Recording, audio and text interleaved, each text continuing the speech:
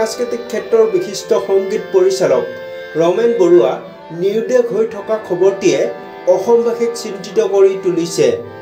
ক'ত গ'ল ৰমেন বৰুৱা? নতুবা মহান শিল্পীজনে কিয় ঘৰ এৰি গুচি গ'ল?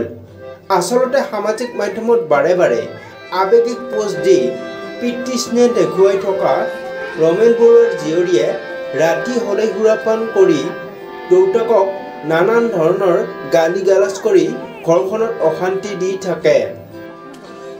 নিৰুদ্দেশ হোৱাৰ দিনাও ৰাতিপুৱা প্ৰায় 9 মান বজাত পিতৃ ৰমেন বৰুৱাই জীয়েকক শুই থকা বিচনাৰ পৰা জগাই ভাত খোৱাৰ কথা কওঁতেই দেউতাকক নানান ধৰণৰ বেভিচাৰ মাত মাতিছিল। হয়তো নিজৰ জীয়েকৰ এনে ব্যৱহাৰ সহ্য কৰি থকাটো তেওঁৰ বাবে বহুত কষ্টকৰ আছিল, যাৰ বাবে শিল্পী ৰমেন বৰুৱাই কঠোৰ সিদ্ধান্ত ল'লে। ৰমেন বৰুৱাৰ পৰিয়ালৰ এইবোৰ কথা এজন জ্যেষ্ঠ সাংবাদিকে সামাজিক মাধ্যম যোগে প্ৰকাশ কৰিছে।